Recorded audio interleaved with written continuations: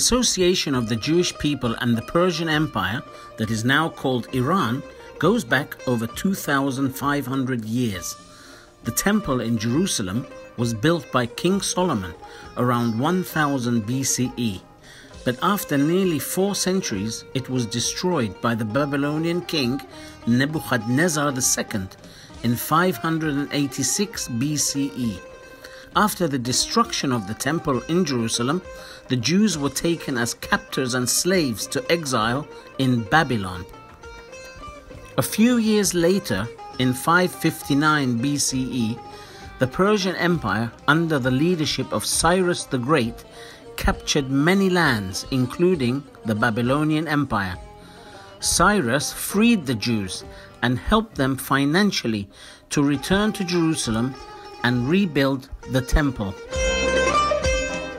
Some Jews remained in Babylon, and in fact the Babylonian Talmud was written by the descendants of these people. Some of these Jews found their way into Iran and were in Qazvin during the reign of Nader Shah, who later moved 40 Jewish families from Qazvin to Mashhad in 1744. And this was the start of the story of Jews in Mashhad for the next 200 years.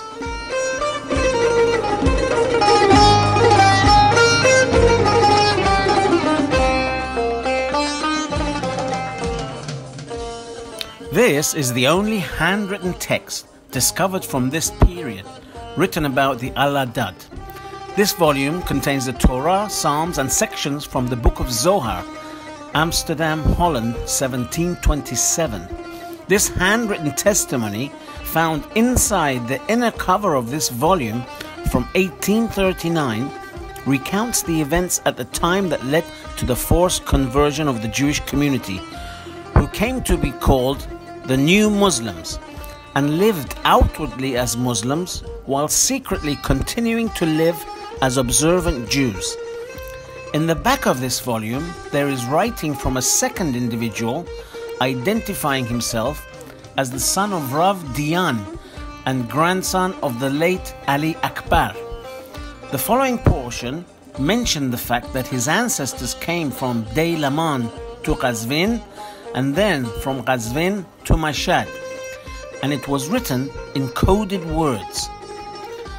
The Muslims came and created mayhem against the Jews on the 12th of Nisan, 2 days before Passover, and killed 32 people and used force and intimidation to make them change their religion.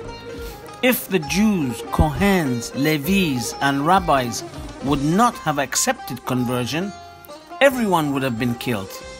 Since we did not have a choice, we all said the Shahada, which means to be professing the Islamic faith, and converted to Islam. At this moment, we have no other hope than first in God, may His name remain holy, and second in the arrival of Melech Mashiach, the Messiah, and third that the English will come and save us. The year 5599 Sivan. The original text was written in Judeo-Persian to Farsi in the back cover of the book.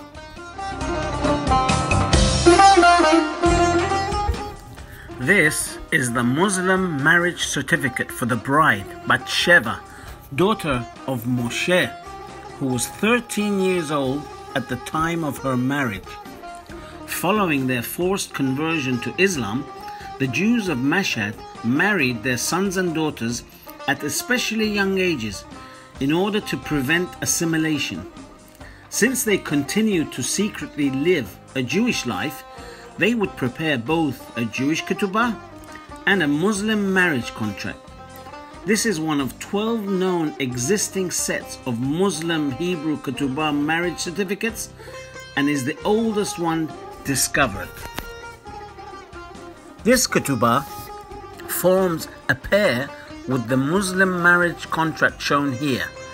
Both documents were prepared for Yaqub, son of Avraham, and Batsheva, daughter of Moshe. The hidden practice of maintaining Jewish marriage certificates was a testament to the crypto-Jews' unwavering devotion to Judaism.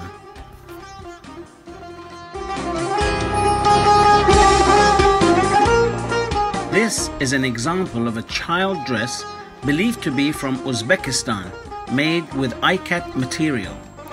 This young girl was married at a young age, probably in Merv, where many Mashhadi Jewish families had moved to, circa 1850.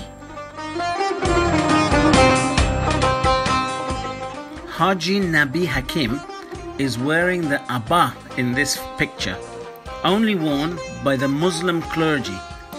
He went to Mecca on a pilgrimage known as Hajj via Merv and Turkmenistan with two of his Mashhadi Jewish friends.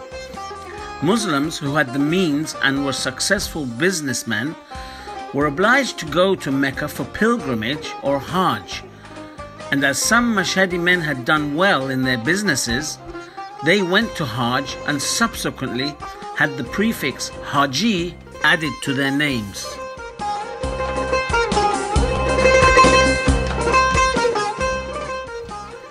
Founded by Haji Ismail Levi, who established and sponsored the two Jadidi bathhouses in Mashhad.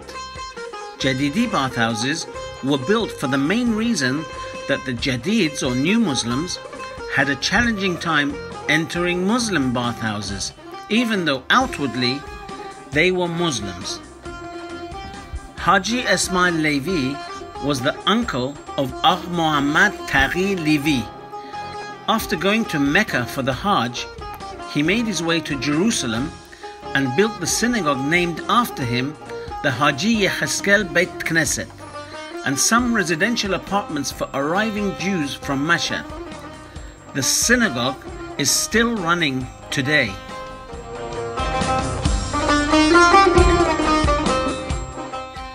One of the numerous Mashhadi men who made pilgrimage to Karbala in present-day Iraq, and the second holiest Shiite city after Mashhad, where Imam Hussein is buried. Imam Hussein was the grandson of Muhammad and the first Shiite Imam. Whoever made pilgrimage to Karbala had from then on Karbalai added to their names. Note that Karbalai Nowruz Ali Kalati is wearing the abba, and he is the ancestor of the Kalati families.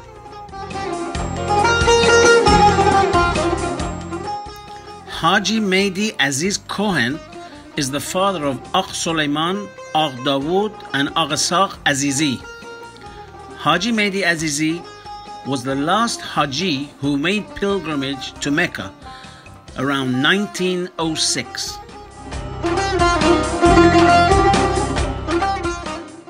This book contains 54 booklets, one for each weekly Torah portion or parashah. The custom of the crypto-Jews of Mashhad was to read the parashah during the prayer services in the presence of mourners and on the holiday of Simchat Torah. The portions are divided into booklets in order to resemble the Muslim custom of separately binding individual chapters or surahs of the Quran and reading them on special occasions. The portions shown here were taken from the Mikraot Gedolot volume published in Vilna in 1900, which was brought to Mashhad for this purpose. This manner of reading the Torah portion was only practiced by the crypto-Jews of Mashhad and continues to this date. These booklets are distributed amongst the congregants and are read concurrently. The Jews of Mashhad, who were forced to convert to Islam, continued to secretly live as observant Jews. For this reason, they used miniature tefillin, which could be hidden under a headdress. There are numerous accounts of Mashhadis who traveled to Muslim holy sites carrying their miniature tefillin. This tefillin originally belonged to Mr. Musa Namdar. At present, there is a similar one displayed at the Israel Museum in Jerusalem. This is an example of the Mashhadi Jews doing business with the local Muslim community during the Allahdadi period. It also shows that Mashhadis were involved in the carpet business from the early days of the 20th century.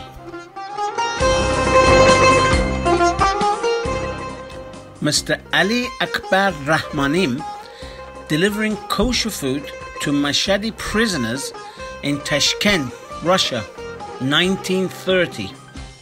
Those in prison were taken during the Russian Revolution and its various skirmishes that affected the areas where Mashhadi Jews were living for their businesses.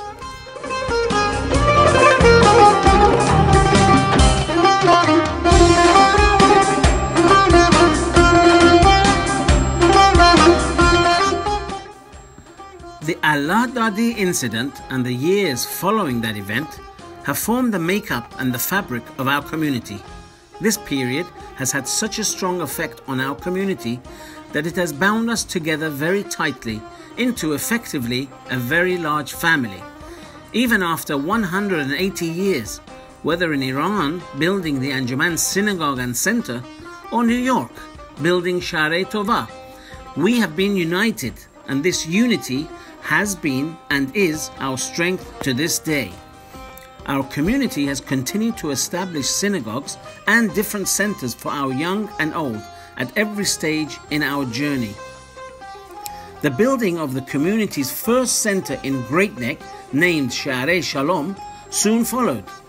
This was only made possible by the selfless dedication of community members working in unison to donate funds to establish a new synagogue, sporting gym, management offices and so on for running the affairs of the community. This is only possible when people are united and have one purpose in mind, the betterment of the community. Our unity transcends local activities. Our community takes part in many events representing our youth and adults both here and in Israel. The old age home was built and is run by the help of all Mashhadi communities worldwide. In addition to New York, we have Mashhadi communities from Milan, London, Hamburg and Israel partnering in this great mitzvah, not only paying for the building of the center, but helping in running the organization for the benefit of its residents. The old age home has now become a center of gathering and a meeting point for all community members who visit Israel.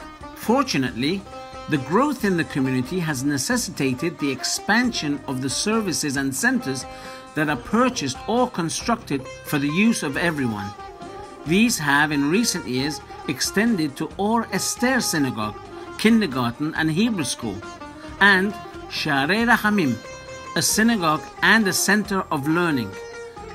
Kol hakavod to all our amazing, united, respectful and caring community for all the work that everyone is doing for their brothers and sisters, and for all the donations that members pledge to make these activities possible.